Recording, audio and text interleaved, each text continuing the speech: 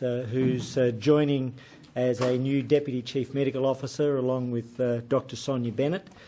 Seth is a GP, a public health expert and epidemiologist, and so we're very fortunate to have her with a particular focus on mental health.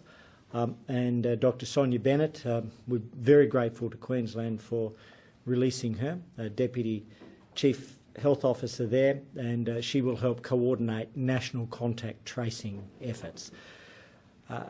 Let me start today with a little bit on the vaccination rollout as part of the weekly update, and then I particularly want to address new initiatives in terms of mental health and in terms of treatments, and Paul will provide more information on the treatments and Steph on the mental health.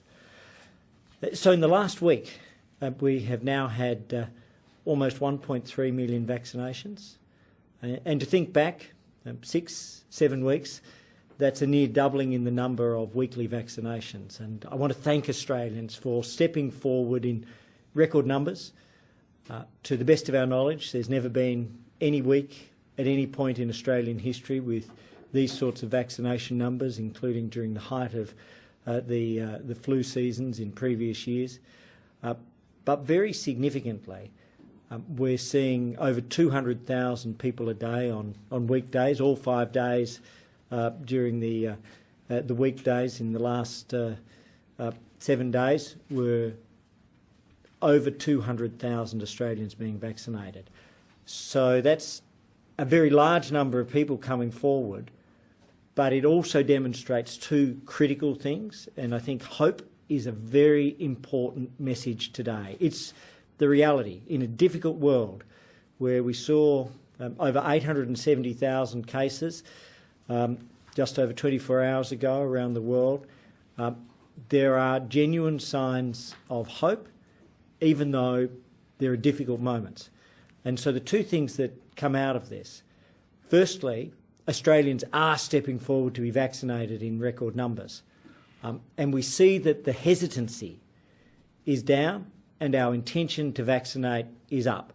Our latest reporting to the federal government on our monthly tracking is an intention to vaccinate of 77%, with approximately 13% who are considering. And we would say to every single one of those people, please take the decision to be vaccinated. It can save your life. It can save the life of your mum or your dad. It can save the life of anybody else in the community, and it will help the whole nation. So each one of us can help save a life, or each one of us can inadvertently risk a life. The other thing that we see is that the last week demonstrates the capacity of the system to deliver over 2 million vaccines a week during the October, November, December period. That's now, I think, absolutely demonstrated. The GP network on Thursday, for example, delivered 149,000 vaccines, and that's with AstraZeneca across the network. Pfizer is still with approximately a third of the GPs. And as those numbers of vaccines coming in double from 1 million a week currently to over 2 million a week of Pfizer in October and November. Moderna comes on stream, and we've had very promising news from the TGA that that's likely to be approved within the next 2 weeks. Then the system is ready and the public is ready. So I think that's the very important part. The other critical thing is, of course, we're now at 81% of our over 70s, but we've just passed 75% of every Australian over 60 that has had a first vaccination, and that's important protection, and it's a sign of the intention of Australians to be vaccinated. So having said that, I also want to mention two initiatives and announcements today. One is the Commonwealth will be investing $17.7 million in additional mental health measures. The lockdowns can be difficult and gruelling. They can be lonely for individuals. They can feel isolated. And so mental health support is absolutely critical. In Victoria, we'll be extending the current Head to Help clinics, and they will be extended to the 30th of June of 2022. That's just over $7.5 million. In New South Wales, we'll now be replicating that network, and we'll be putting in $10.5 million, or just over, $10.5 million, and that will be used to create 10 Head to Help clinics, 7 in the Sydney region, with a particular focus on West and Southwest Sydney, and then 3 throughout the rest of the state. And these are important resources, both face-to-face or telephone. And if you are not feeling okay, that's okay. It's normal. Please pick up the phone, whether it's the Head to Help program, and the Head to Health program. It's Head to Help in Victoria, it's Head to Health around the country. Whether it is Beyond Blue or Lifeline, all of these supports are there for you. The other thing, and I'll let Paul speak at more length about this, is the Commonwealth has followed medical advice of the Scientific and Technical Advisory Group, and will be acquiring national stocks of Sotrovimab. It's a monoclonal antibody. Effectively, it mimics the immune system. It is relevant for a section of the population who is diagnosed positive in the mild to moderate symptomatic phase, and it can help prevent hospitalisation. Paul will give more details. It's not a silver bullet, but it can absolutely save lives and protect lives for those for whom it's considered to be likely effective. And so another important step, and I want to thank Australians, and obviously our thoughts are with all the Australians who are going through difficult times at the moment, promising signs in Queensland, hope in Victoria, progress in New South Wales. They are containing, but we know there are challenges, and there's a shared commitment between the Commonwealth and New South Wales to doing everything we can to support New South Wales to help them win this battle. Lastly, I just, at the end of 2 weeks of Olympics, want to thank our incredible Olympians, whether it's in the pool, the athletics track, whether it's on the water in so many different sports, on the fields. They've given Australians hope, and they've shown that the ups and downs and journeys that they've all been through say that resilience is important, and we are a resilient nation, and we'll continue to do this, and we'll continue to fight. And ultimately, our belief is that we have not just got through this in a way that very few other countries have, but we will continue to do that. Paul? Thank you, Minister. So, firstly, on the EPI, of course, the states and territories are still to give their press conferences today. But as the Minister said, in summary, we have outbreaks in 3 jurisdictions. We've had those for some time. Queensland, very hopeful. Great to see that the South East Queensland lockdown is being lifted as planned. Shows excellent progress, including against this Delta virus. We know that we can do the things we've been doing since the beginning in terms of controlling this coronavirus, including the Delta variant. We'll wait to see what happens in North Queensland in terms of Cairns over the coming days. In Melbourne as well, continuing to chase down those new outbreaks or those new seeding events of this Delta variant in the west of Melbourne. Small numbers of cases today, crucially, all linked cases. So, again, very good news. In New South Wales, they'll be reporting shortly about what's happened over the last 24 hours, but a lot of testing, a lot of tracing, very rapidly getting to people and getting them to isolate. I think the key element there is to continue doing what we know works, just to always look, as I know my esteemed colleague, Dr. Kerry Chant does every day, and we talk at least once a day about these matters, to see what other things we can be doing to assist that. We've sent the ADF resources, we've given extra vaccine resources, but those ideas about how we can make things quicker and faster, and all of those things in terms of finding people that are positive, these are the crucial pieces. crucially also that we're all in this together. We've said that many times before. This requires not only the New South Wales Government and us in support, but the communities of New South Wales, wherever they are, for people to take on those messages and to do the right thing. We need that to be happening each and every day. In terms of the announcement today of sotrovimab, this is a monoclonal antibody, if you like. It's a passive immunity. It's one of many treatments that are being looked at around the world. Hundreds and hundreds of different types of treatments in clinical trials that are being now starting to be shown to be effective. So sotrovimab will not be the last of these sorts of announcements. As we did last year, we are constantly looking at what is happening in those new developments. We did that with vaccines. We bought the vaccines prior to, or had those purchase agreements with companies before the TGA approval. This is the same sort of thing. So this will not be used as a treatment until TGA approves it. They will be giving us the guidance about how it will be used. I'm starting a process this week with clinical colleagues to look at clinical guidelines, like we've done, similar to what we've done with the ATAGI process in relation to vaccines, and so we'll be having the first of those meetings tomorrow. This medicine is not for everybody. It's an antibody. It will be mostly aimed at people that are not vaccinated. It will be mostly for people who are at highest risk of severe disease, and it needs to be given early in the treatment course. So it will be very useful in certain circumstances, but it's not for everyone.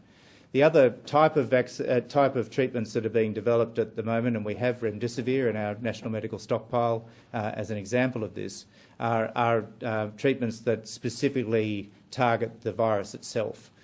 So the real game changer for this will be when we have an oral pill like we do for influenza in oseltamivir, and we have courses we can give to people early in the illness, or even indeed to prevent illness.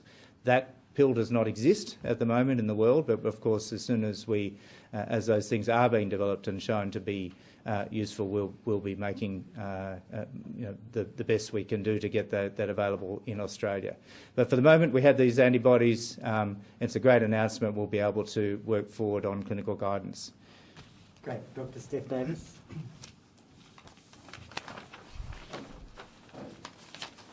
Thank you very much, Minister. Look, just on top of what the Minister's announced around the new funding for Head to Health, I just wanted to stress again, following what he was saying, that as a GP, that we are seeing so much more mental health in the community, so many more issues with mental health, and we all know that lockdown is really hard. It's really hard being socially isolated from friends. It's really hard trying to do homeschooling and work at the same time. I think we all recognise that. And I really want to use this opportunity to reach out to all of our community and say, if you're suffering, you don't need to suffer alone. There is help available, and you should be reaching out to try and get that help. There is absolutely no shame in this. Again, lockdown is really hard on all of us, and so you should be reaching out to get health. There are multiple channels where you can reach out to health. There's Lifeline, there's Beyond Blue, so beyondblue.org.au.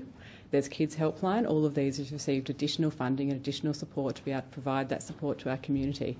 And then, of course, there's your GP who knows you, who knows your health, and who are experts in mental health.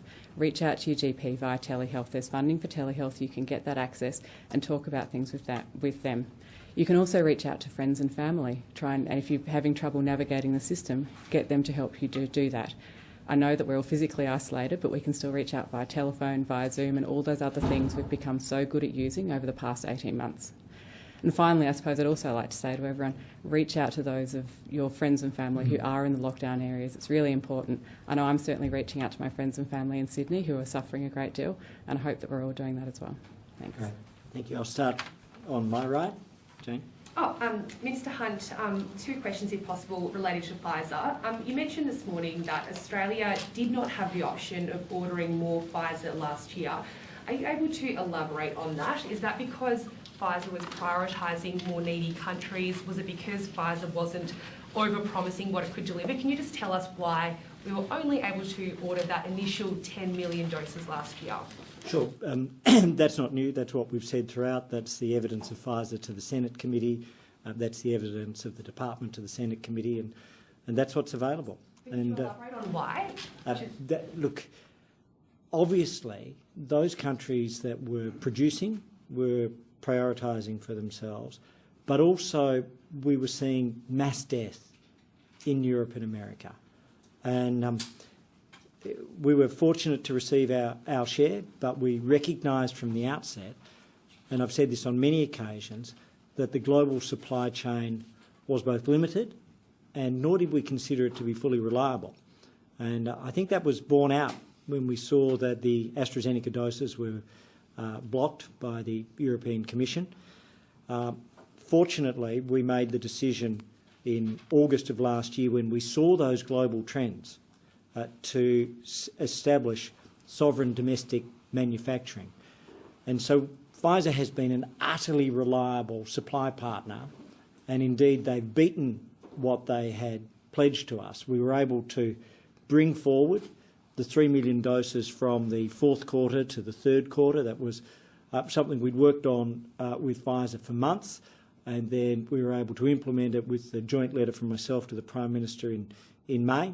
It wasn't announced until later because they didn't want us to announce it, but we prepared with the, and you would have seen that in the Horizons document. So what's actually happening now, we're delivering more in July and August than we had planned to. So we're, to see that 1.3 million last week approximately is evidence of that. We'd been expecting to be delivering about 1 million all up at this point in time, so that's good. That did have an impact earlier on though, and with the change in advice on the access to AstraZeneca, which I support, by the way, and always have. What that meant, though, is that the pool of people who could access it was less. But right now we're delivering more than we were planning to be delivering in July and August. Chris? Just on a couple of things. So you talked about the aged care workers this morning. I think you said 43.3% vaccinated. Is that fully vaccinated or partially? And what's your target for full vaccination there? Yeah. And on another front, on Moderna, can you give us some, TGA approval within the next fortnight, and then about the arrival of the vaccine? Sure. So it's about 256,000 vaccinations in aged care, about 156,000 of those are first dose and about 100,000 are second dose. I think that's about 56.7%, all up that have had at least one dose. There's a plan for every facility. They're required to have a plan, but they also all do have a plan. I met yesterday with Lieutenant General Fruin, and we were working through this as one of our agenda items. And so every facility has a plan to complete that vaccination program over the course of the next 6 weeks. Then in terms of Moderna, the best advice, and Paul might be better placed than me, best advice is that we're likely to receive approval from the TGA, but it is in their hands within the next 2 weeks, and that we would receive 1 million doses during the course of September, and then 3 million in each of October, November and December. We don't have specific consignment dates that have been provided by the company yet. Nothing really more to add there. The TGA process, as always, is going through that very meticulous checking of all of the information. They've been doing this for some months, and as soon as Moderna has given information, it's been immediately actioned. I know that it's going through that committee process committee of expert process that TGA has in all of these types of matters. But we know that Moderna has been approved around the world in many different countries. It essentially is an mRNA vaccine, very similar in its effect and its and other elements of it with the Pfizer. So it's just a matter of time of going through those processes now, Chris. 2 questions, if I may. To Dr. Kelly, Anastasia Palaszczuk has requested that the Commonwealth issue a hotspot declaration for Cairns now that it has a case of COVID-19 Delta. And is that something that you've received? Have you received this request, and will you consider it? And to Minister Hunt separately, there have been more exemptions granted for Australians to leave our shores than to return. Are you attempting to address this issue through your latest declaration to make it harder for Australians to leave our shores now? Look, it's very simply, and I'll let Paul deal with the hotspot question. Very simply, it's about making sure that we have the capacity to bring Australians home. Any Australian can still apply. That remains exactly the situation. It just means that there were a small number who were using a revolving door policy, and the very strong view from some of the state premiers was that they wanted to make sure that that wasn't the case. It was reasonable, legitimate, but anybody can still apply. And our goal is to make sure we can have as many Australians come home as early as possible. Paul? So the Commonwealth hotspot process has been agreed at National Cabinet. It's for me to look at the epidemiology and other matters in relation to outbreaks. I'm getting fairly experienced at that at the moment. There's been quite a few over the last few months, as we know. I just found out about Cairns on the way to this press conference, so I'll be following that up with Dr. Jeanette Young and to find out what the situation is there. In general terms, once a lockdown has been called, we go through that process. I do talk to my colleague in the state, and we work through that. For example, yesterday Armidale was locked down, but our assessment of the Commonwealth is that there was only 2 cases in a single household and very few exposure sites, very different to what's happening in other parts of the country. So we'll be going through that process today. Professor Kelly, you recently spoke about the need for New South Wales to have a circuit breaker to stop the increasing number of cases that the state is seeing. What did you mean by that comment, and do you think there is the need for further restrictions to act as that circuit breaker? And if I could to Mr Hunt, we've seen some reports that Australia has attempted to secure Pfizer vaccines from the United States, from some of the suppliers that they have on reserve. Is that an action that the Australian government has taken and looked into? I'll speak first. You can understand that we don't preempt any of our discussions internationally. We do work right across the world in looking at any and all opportunities. The United States has very generously released 900,000 AstraZeneca, which we are providing to the Pacific and other countries, and that's a matter for the Defence Minister to the Foreign Affairs Minister to set out in terms of where they're going. But in terms of Pfizer, I mentioned before the 3 million. What we saw, we could see that the United States may be in a position of surplus. By them releasing some of those doses into the international Pfizer pipeline, that allowed Pfizer to provide Australia with the 3 million. So whilst it may not have come directly from, we're very grateful that it allowed Pfizer to provide those 3 million to us. So those actions of the United States directly benefited Australia, even if the doses didn't come from there. As Pfizer said to us, when we were pushing every day, they said, we think there might be an opportunity, work with us, then work with Global Pfizer, and that's exactly what we did. And that's what allowed those extra 3 million doses to come to us from the 4th quarter being brought forward to the 3rd. David? Oh, sorry, Paul. Yeah, just on circuit breakers, yes. So I mentioned that at the press conference on Friday. Look, there's no magic bullet here. It is, as I said earlier, it's a combination of doing as much as we can in all of those things that we know that works, and continuing to do that. That's a combination of the extra vaccination, sites of vaccination, different ways of getting vaccination. That's happening. Looking at different ways of testing, that's also happening. We've talked about rapid antigen tests in workplaces and so forth in the last few days. That's an important component. Looking at different ways that we can work on the contact tracing, getting other states to assist, and indeed the Commonwealth to assist in that endeavour. Looking at any possible way we can reach out to the community and to make sure that they are getting that right message. And it's difficult, especially in southwestern Sydney. There are so many different communities with different messages required, different ways of getting that message to the community. compliance and so forth may or may not be part of that. That's really a matter, as we've said many times, that public health response is a matter for the states. We are here to support, and we're giving that support every day, and we'll continue to do that. Minister, on Moderna, just more questions on that. Have you spoken to Moderna to see if you can bring forward any of that Moderna supply? I assume that you have, and so I'm also interested in why it's not possible to bring it forward. We've seen that done with some amounts of Pfizer, as you've pointed out. The other thing I'm not clear on is where are the Moderna doses coming from Europe or from the United States?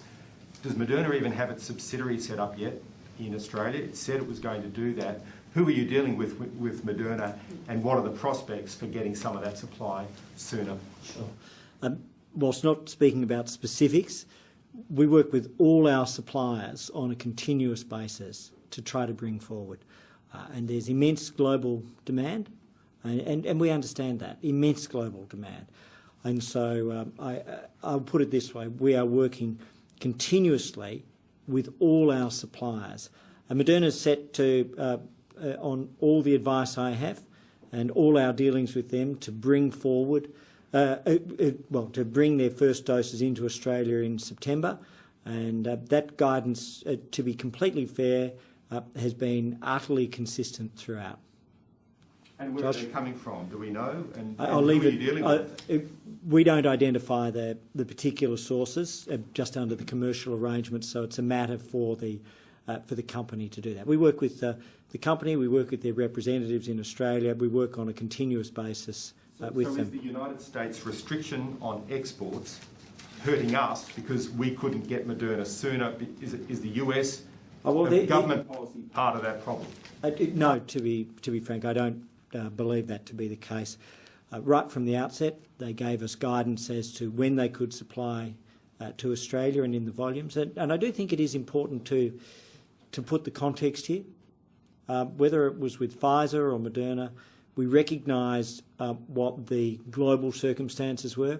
These are the same challenges that New Zealand has faced, and New Zealand has done magnificently, but they've had the same challenges and are in very similar positions with their international supplies. The difference is we've got the domestic AstraZeneca supplies. So so they've been great to deal with. They've been utterly reliable. We work with many countries, and we work with all our contracted partners to try to bring forward wherever we can. Josh? On the new deputy CMOs, will they be, I guess, additional ones that are replacing some of the existing ones perhaps? And you mentioned one of them would have a responsibility for national contact tracing. Forgive me, have we had a deputy CMO that's looked after that specifically before, or is this, I guess, a sign that that national system will be, I guess, ramping up perhaps? Over to Paul. Yeah. It's wonderful to have Steph with me doing her, and she may talk to this. She's doing a lot of work with the Doherty modelling, all those plans and moving forward, and that's the real hope for Australia, is that way out as vaccination rolls through. So Sonja is a real catch from very experienced Deputy Chief Health Officer up in Queensland. She has great experience with on-the-ground contact tracing and that really practical elements of all public health. And so whilst the Minister's mentioned one specific task, there'll be others she'll take on. It's just now's the time for really strong national leadership on some of these things, national consistency on some of these things, and I think we need to work very closely together, and it's great to have assistance to do that. But Steph, do you want to talk about the modelling? And maybe in particular the work with the Doherty modellers that you've been doing. Thanks. Yeah, look, I think one of the things that we're all aware of that came out of the Doherty modelling was that even at relatively high vaccination rates, at those 70 and 80% kind of rates, we're still going to need contact tracing, testing, surveillance. All of that is going to be going for a while to make sure that we can keep the virus at manageable levels. So as part of that, obviously what we need to look at is how are we going to resource that and what are the best systems in place to do that, and that's certainly something that I'll be working on with Sonja. Now I'll try to move through the remaining ones quickly. Minister, on the COVID-19 treatments, is this just a signal to Australians, as the doctor was saying, that Australians are going to have to accept that there's going to always be about 10% or more who will be unvaccinated and therefore are at risk of severe disease, and that's always going to be with us? And just to Professor Kelly, could you explain the difference between this COVID-19 treatment and hydroxychloroquine and ivermectin, which have been the most talked about COVID-19 treatments? So more generally, we're covering every possible way of protecting and supporting Australians. And as the medical advice says that something is a worthwhile pursuit, then we embrace it. Now, we work behind the scenes in terms of many of these other discussions about bring forwards or else. We just work quietly behind the scenes because talking in public could often mean that we may not be able to get the agreement. And this is an example. We've been able to work on sotrovimab and to secure those supplies for Australia. But in terms of the comparative effectiveness, Paul? So in terms of sotrovimab, this is a very specific antibody aimed specifically at the SARS-CoV-2 virus that causes COVID-19. So this is the first of these type that are exactly and specifically for that to prevent that illness. The other medicines you mentioned, hydroxychloroquine and ivermectin, there have been lots of clinical trials around the world on that. There are some that are continuing, but bottom line is they don't work.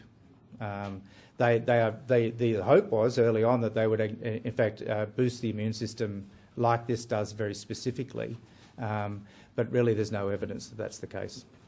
Thanks, Minister. You flagged this morning on Insiders that for all children aged 12 and over, the vaccine Pfizer and Moderna are likely to be approved for use around about the fourth quarter of this year. Have you given any consideration to whether there'd be any carrots or sticks attached to children being vaccinated, such as Medicare rebates, or whether they'd be allowed to go to school or childcare? And Professor Kelly, would you have any thoughts around that as well as a medical expert? Sure. So briefly, our focus is to make sure that it's available to everybody 12 to 15 in that final quarter, and states and territories are working with Lieutenant General Fruin on both general access but also school-based access. We haven't been proposing any measures that would change the ordinary voluntary basis of it. And in terms of incentives, I think the very best incentive is to protect oneself, protect one's family, and help protect the community. Or, as the Minister mentioned earlier, our latest advice on that in terms of our surveys we do with the Australian community is that people want to get vaccinated as soon as they can. I'm sure they'll be wanting to protect their children when we know that that's safe and effective to do so. New South Wales has just recorded 262 cases of community transmission. At least 50 have been infectious in the community during their infectious period, and there's been another death of a woman in her 80s. Can we please get your initial response to the figures out of New South Wales? And you mentioned that New South Wales is containing this virus. They're working towards that, but is this really an indication? I mean, 262 cases, it's not getting any better over the past week. So just in terms of New South Wales, firstly, any life lost is tragic. And we do know that on the latest advice that Paul and the National Incident Centre provided to me only yesterday, no fully vaccinated person has lost their lives during the course of this pandemic in Australia. And what that message says, in particular, I'm focusing on children with parents over 70 or 80, particularly if they're amongst that small number in aged care that have not chosen to be vaccinated. It can save mum's life or dad's life. It can save their lives. Please consider giving that consent. And the reason I'm so passionate about this is we don't want mum or dad to die in agony. We don't want them to die alone. If your parents are in the late stage of their lives and you're thinking they have an advanced care plan, which means effectively a plan not to treat or resuscitate, please reconsider with the vaccination, because this disease can cause people not just to die, but to die in agony and to die alone. And so, to everybody, please encourage your family members and please support them to be vaccinated. And then in terms of New South Wales, obviously those numbers are fresh and Paul will review them. They're containing, they're fighting, and we are going to fight as a country to do this. Do I believe that they can succeed? Do I believe that we can win? Yes, I do. So 262 is less than it's been the last couple of days, which is a positive sign. Of course, a trend is not just a day, so we need to look. It's certainly a large number, and we need to continue to work with New South Wales, as I said before, to make sure that everything we can do to assist is happening, and that we give that assistance. I think some positive elements there is that it is still mostly contained in a fairly small part of Sydney, that those 8 LGAs of concern.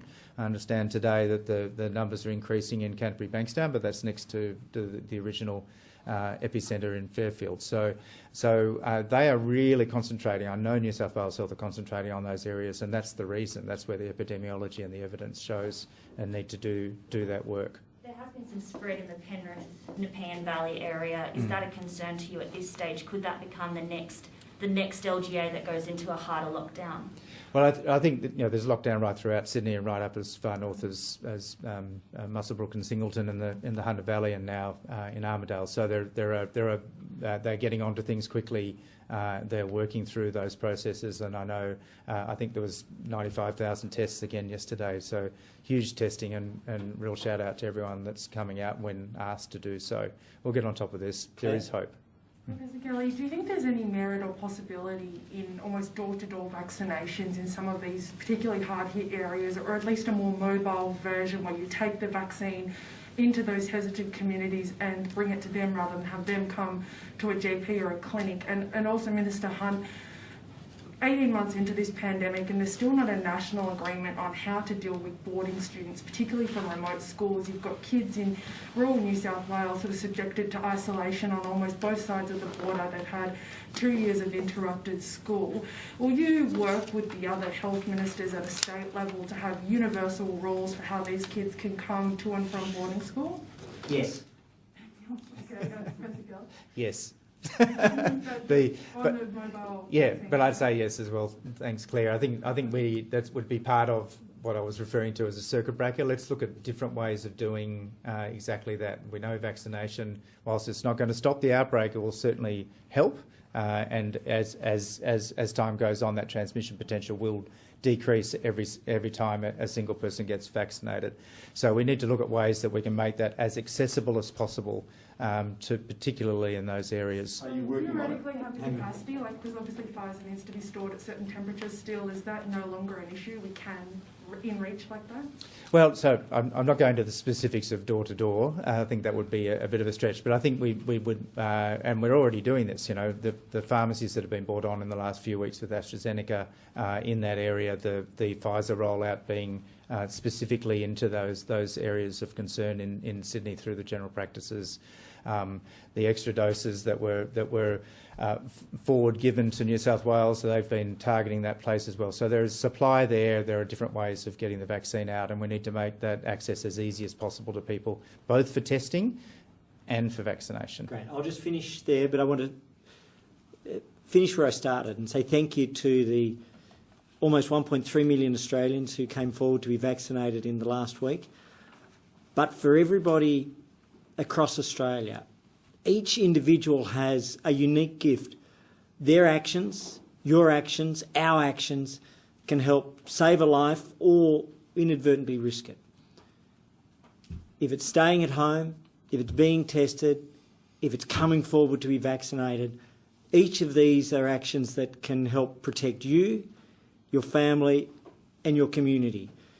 We've been an amazing country these last 18 months, and there are ups and downs and there are difficult moments. But we are an amazing country and we'll continue to get through it. Take care.